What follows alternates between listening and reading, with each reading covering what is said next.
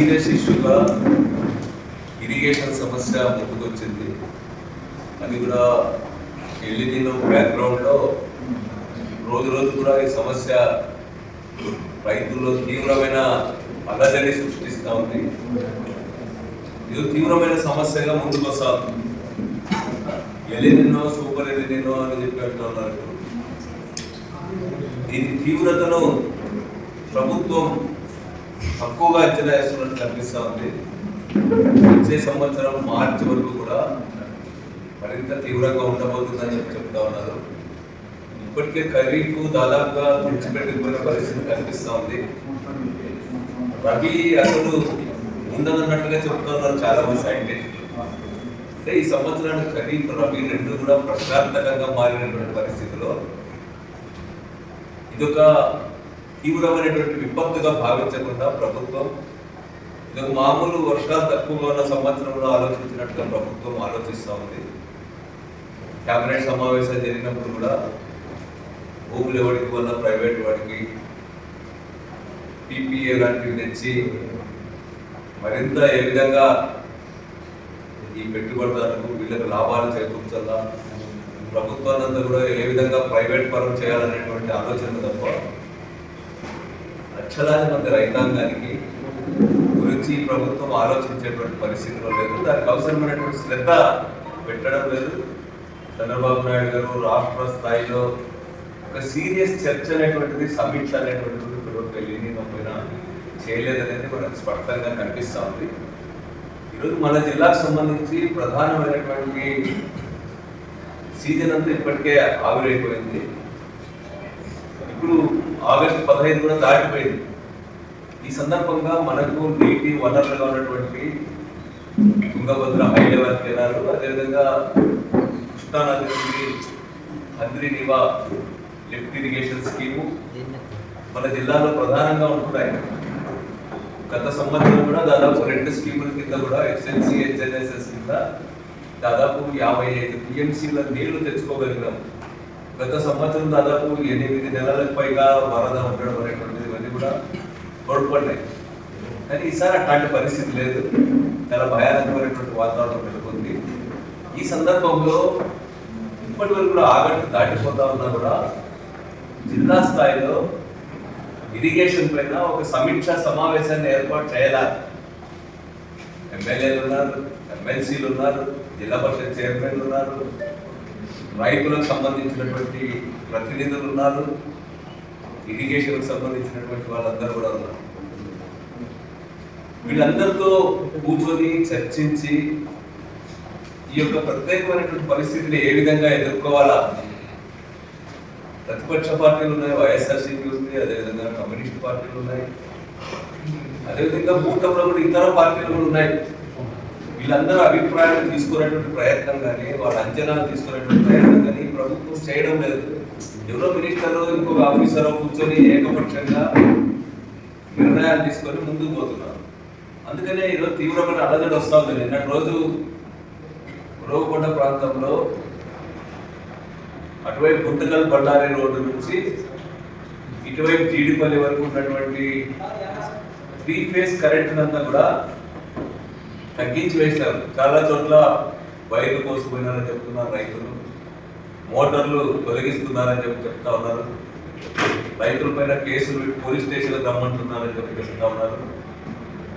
ఇది చాలా దురదృష్టకరమైనటువంటి పరిస్థితి. ప్రభుత్వం తాగునీటి కోసం అని చెప్పి వీటన్నిటిని కత్తిరించి వేస్తా అంటా ఉంది. ఇప్పుడు తాగునీటికి సంబంధించిన సక్రమంగా ఈ 10 రోజులు ఉపయోగించినారంటే ఈరోజు దాదాపు 1500 క్యూసెక్స్ ఇండెంట్ పెడితే 1300 క్యూసెక్స్ బార్డర్లో వస్తూ ఉన్నాయి. అవి పిఏబిఆర్ రిజర్వాయర్కి వచ్చేటప్పటికి 300 క్యూసెక్స్ కూడా రావడం లేదు. ఈరోజు లింక్ ఛానల్ చాలా దురవస్థలో ఉంది. తుంగభద్ర నుంచి మెయిన్ కాలం నుంచి పిఏబిఆర్కి అందించే లింక్ ఛానల్ చాలా దురవస్థలో ఉంది. అది నీటిని ఏమాత్రం కూడా సప్లై చేయలేనటువంటి పరిస్థితిలో ఉంది. 300 క్యూసెక్లు దానికి పోతున్నట్టు ఇంకో 100 క్యూసెక్లు ఇతర ఎస్ఎస్ ట్యాంకులకి వాటికి ఇంకొక టీఎంసీ అందిస్తాం, 100 క్యూసెక్లు అందిస్తా ఉన్నారు. ఒక 200 క్యూసెక్లు Guntakal branch canal, Kurti branch canal వీటికి ఇస్తా ఉన్నారు. అంటే ఇది ఒక 300, అదో 200, 500, ఇంకో 100, 600 క్యూసెక్స్ తప్ప మిగిలిన 700 క్యూసెక్స్ కూడా ఎక్కడికి పోతా ఉన్నాయి? మీరు పిఏబిఆర్ ఇచ్చుతాం అనుకున్నారు. ఎన్ని వస్తున్నాయి, ఇప్పటివరకు ఎన్ని వచ్చాయో మీరు లెక్కలు చెప్పగలరా అని చెప్పి నేను అడుగుతా ఉన్నాను. 1300 క్యూసెక్స్ బార్డర్లో వస్తే ఇక్కడికి వచ్చినప్పుడు 200 క్యూసెక్స్ అంటే ఇన్ని 100 క్యూసెక్స్ నీళ్లు ఎక్కడికి పోతున్నాయి? ఈరోజు ప్రభుత్వం సమాధానం చెప్పాలనేటువంటిది నేను అడుగుతా ఉన్నాను. ఈరోజు అందుకనే వాళ్ళు నిపుణులు ఏం చెప్తా ఉన్నారంటే హెచ్ఎల్సి ద్వారా పిఏబిఆర్ నీళ్ళు ఇచ్చే పరిస్థితి లేదు కాబట్టి హెచ్ఎన్ఎస్ఎస్ ద్వారా ఇవ్వండి అని చెప్పి అడుగుతా ఉన్నారు. ఒక 3-4 టీఎంసీలు హెచ్ఎన్ఎస్ఎస్ ద్వారా జీడిపల్లి రిజర్వాయర్ నుంచి పిఏబిఆర్ తాగునీటి కోసం విడుదల చేస్తే బాగుంటుంది, అదైతేనే సాధ్యమవుతుంది అనేటువంటి మాట చెప్తా ఉన్నాను. మరి దీని ముందుగానే మీకు లింక్ ఛానల్ దృష్టికి తెలుసు, ఎందుకు ఇన్ని రోజులు ఆ నీళ్ళని కూడా వృధా చేయాలనేటువంటిది నేను ఈ సందర్భంగా అడుగుతా ఉన్నాను. అదేవిధంగా ఈరోజు హెచ్ఎల్సిలో పైన హెచ్ఎల్ఎంసి మెయిన్ కెనాల్లో కూడా కర్ణాటక వైపు వాళ్ళు 6 తడి పంటలకు ఇస్తా ఉన్నారు ఇరిగేషన్ కూడా. అదేవిధంగా రైట్ కెనాల్లో, రాయచూర్ కెనాల్లో కూడా ఇరిగేషన్కి కర్ణాటక ప్రభుత్వం ఇస్తా ఉంది. ఇప్పుడు తుంగభద్ర డ్యాంలో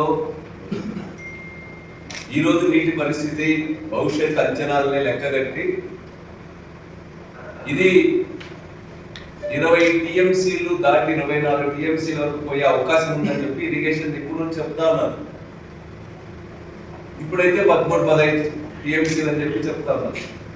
కానీ భవిష్యత్తులో మీరు ఎస్ఎస్ ట్యాంక్స్ కి ఒక 100 క్యూసెక్స్ ఇస్తున్నారు, అవి ఇవ్వండి. కానీ పిఏబిఆర్ కు హెచ్ఎల్సి నుంచి ఇవ్వడం అనేటువంటిది ఈసారి సాధ్యపడే పరిస్థితి ఉంది. కాబట్టి అవన్నీ నీళ్ళను కూడా అక్కడ ఒక దాదాపు కనేకలు కానీ, విడుపనకలు కానీ, లేకపోతే బొమ్మనహాలు కానీ, వాటికి వేరే నీటి వనరు ఏమాత్రం కూడా లేదు. బ్లాక్ సాయిల్స్ ఎక్కువ భాగం, వాటన్నింటికి కూడా విడుపనకల్ మండలం ఉంటే జీబీసీ కింద కూడా వాటికి హెచ్ఎల్సి మెయిన్ కెనాల్ నుంచి వాటర్ ఇవ్వడానికి అవకాశం ఉంది. ఇరిగేషన్ కూడా 6 తడి పంటలకైనా ఇవ్వాల్సిన అవసరం ఉంది. ఎందుకంటే చాలా ఆలస్యంగా ప్రభుత్వం హెచ్చరిక చేయడం వల్ల ఇతర పంటలు వేసుకున్నారు, 6 తడి పంటలు. వాళ్ళకి సీజన్ దాటిపోతూ ఉంది, వాళ్ళకి ఇవ్వాల్సినటువంటి అవసరం ఉంది. అంతేకాకుండా మీరు డ్రింకింగ్ వాటర్కి ఎన్ని నీళ్లు అవసరం అవుతాయని చెప్పి భావిస్తూ ఉన్నారు.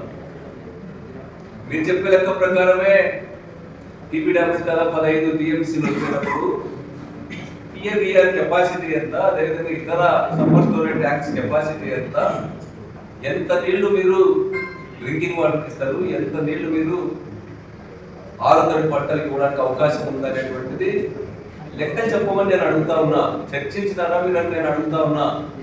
ఎందుకు ఐఏబీ సమావేశం వేయలే?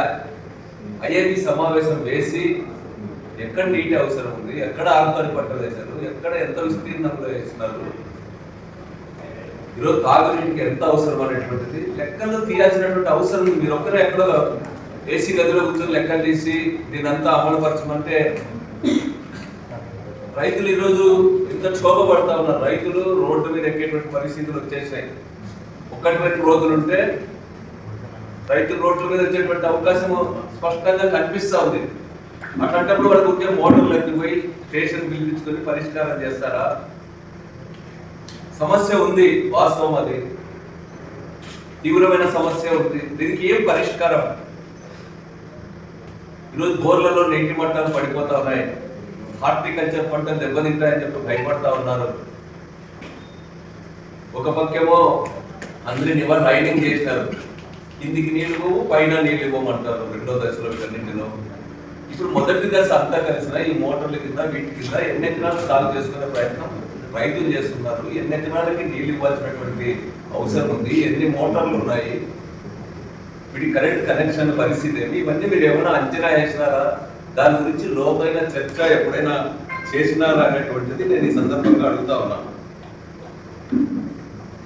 నేను అందుకనే 2 హెచ్ఎల్సి హెచ్ఎన్ఎస్ఎస్ రెండింటిని సమన్వయం చేసుకుని నీటిని అంచనా వేసి లెక్కలు కట్టి స్పష్టమైనటువంటి ప్రణాళిక రూపొందించుకొని ముందుకు పోవాల్సినటువంటి పరిస్థితి ఈరోజు ఉందని చెప్పి నేను ఈ సందర్భంగా ప్రభుత్వం దృష్టికి తీసుకోదలుచుకున్నాను. ఒక్క క్యూసెక్ కూడా ఈ కరువు కాలంలో నష్టపోకుండా ఏ విధంగా నీళ్లు అందించాలనేటువంటిది మీరు లోతుగా పరిశీలన చేయమని ఈ సందర్భంగా నేను అడుగుతా ఉన్నా. అదేవిధంగా ఈరోజు దీనిపైన మీరు అసెంబ్లీలో కూడా జిల్లాలో ఉన్నటువంటి తీవ్రమైనటువంటి పరిస్థితిని ఇప్పటి వరకు దాదాపు కరువు ఆవరించింది, వలసలు స్టార్ట్ అయినాయి, రాబోయే కాలంలో డ్రింకింగ్ వాటర్ సమస్యలు రాబోతా ఉన్నాయి. వీటిపైన అసెంబ్లీ సందర్భంగా ఈ జిల్లా ప్రజాప్రతినిధులంతా కూడా గడమెత్తాలని చెప్పి ప్రభుత్వ దృష్టిని ఈ జిల్లాలో ఉన్నటువంటి తీవ్ర పరిస్థితి వైపు ఆ దృష్టి తీసుకురావాలని చెప్పి ఈ సందర్భంగా నేను ప్రజాప్రతినిధులు, ఎమ్మెల్యేలని, ఎంపీలను వీళ్ళందరూ కూడా కోరుతా ఉన్నా. అదే సందర్భంలో హెచ్ఎన్ఎస్ఎస్ కి సంబంధించి కూడా ఇప్పుడు చాలా దారుణమైనటువంటి పరిస్థితి ఉంది. పోయినసారేమో 3850 క్యూసెక్లు తేవడానికి అవసరమైన వెడల్పు చేసినామన్నారు. కానీ ఈరోజు శ్రీశైలం నుంచి నీళ్ళే వచ్చే పరిస్థితి కనిపించడంలా 40,000 క్యూసెక్లు ఈరోజు ప్రతిరోజు తెలంగాణ గవర్నమెంట్ పవర్ జనరేషన్ పేరు పైన డ్రా చేసుకుంటా ఉంది. ఆగునీటికే కడకటాలు ఆడుతూ ఉంటే పవర్ జనరేషన్ పేరు పైన నాగార్జున సాగర్ కి రోజు 40,000 క్యూసెక్లు తరలించుకుపోతున్నారు. 820 అడుగులు లోపుగానే నీళ్లు తోడేస్తా ఉన్నారు. మనకేమో అంద్రినివకు 875 అడుగులు వచ్చిన తర్వాత నీళ్లు అనుమతించారు. మామూలుగా 850 అడుగుల్లోనే తీసుకునే వాళ్ళ ముందంతా కూడా.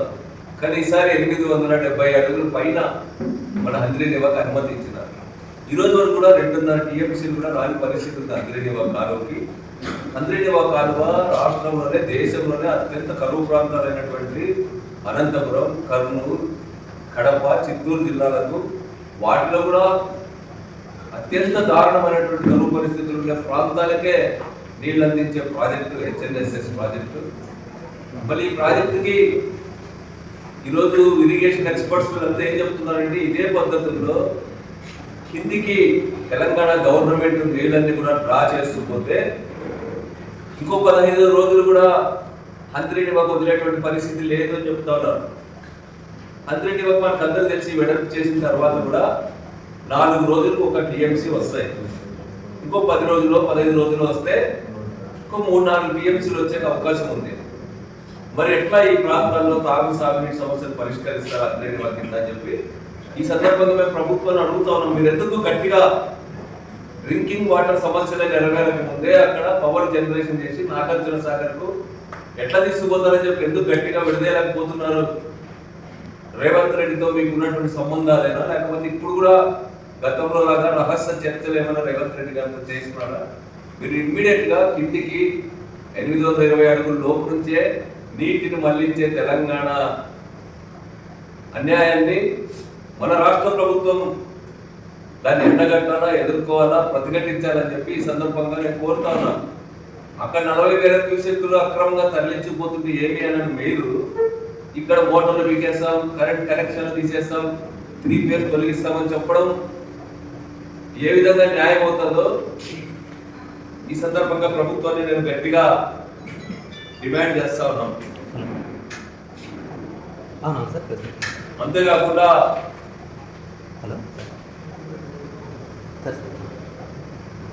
దీంతో పాటు మేము ఈ సందర్భంగా అడిగేది ఏమిటి, ఇప్పటికైనా సరే ఐఐబి మీటింగ్ వెంటనే వేయండి, డిస్కస్ చేయండి. మీరు ఒకరి మేధావుల జిల్లాలో అగ్రికల్చర్ తో సంబంధం ఉన్నటువంటి అందరినీ ఇన్వాల్వ్ చేయండి.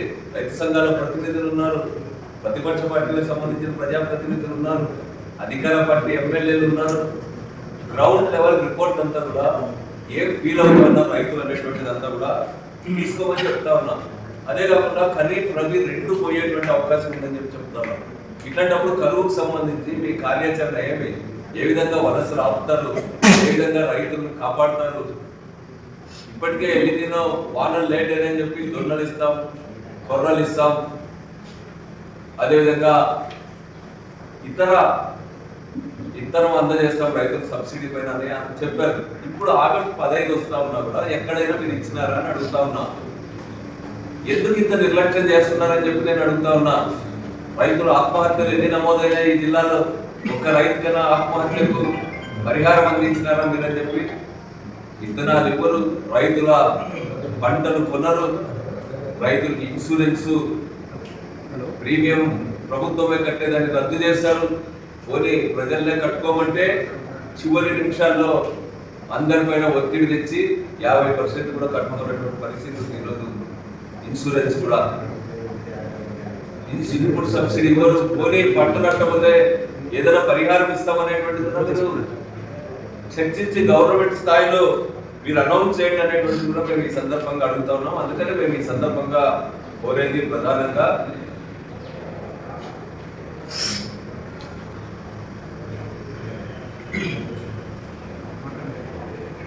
నీటి నిర్వహణకు సంబంధించి కూడా మీరు సమర్థవంతంగా నిర్వహించండి. రాష్ట్రం 50 టీఎంసీల నీళ్లు వచ్చిన 50 టీఎంసీల నీళ్లు అంటే 5.5 లక్షల ఎకరాలకి ఆరుతడి పంటలకు ఇవ్వచ్చు. పరోక్షంగా ఇచ్చినామంటే 10 లక్షల ఎకరాలకు ఇవ్వచ్చు. ఎన్ని ఎకరాలకు మీరు నీరు ఇచ్చినారు? కనీసం లాస్ట్ టైం జరిగినటువంటి పొరపాటు నుంచి ఏమైనా గుణపాటు మీ ప్రభుత్వం తీసుకుందని చెప్పి నేను ఈ సందర్భంగా అడుగుతున్నా. చివరిగా మేము కోరేదంటే రైతులను భయపెట్టే చర్యలు, రైతుల్ని నిర్బంధించే చర్యలు, రైతుల మీద కేసులు పెట్టే ఆలోచనలను, అదేవిధంగా రైతుల మోటార్లు ఎత్తుపోయే ఆలోచనలు విరమించుకోండి. అవంతా కలిపినా కూడా ఒక 1/2 టీఎంసీ కూడా నీళ్ళు అవసరంలో వాటన్నిటికీ కూడా. అందుకని మేము కోరేది ఏమంటే ఆరుతడి పంటలకి అవకాశం ఇవ్వండి అనేటువంటిది ఈ సందర్భంగా కోరుతున్నాను. అందరికీ నమస్కారం. మీరు వీడియో చూస్తున్నారు కానీ సబ్స్క్రైబ్ చేసుకోవడం లేదు. దయచేసి సబ్స్క్రైబ్ చేసుకోండి, మాకు సపోర్ట్ చేయండి.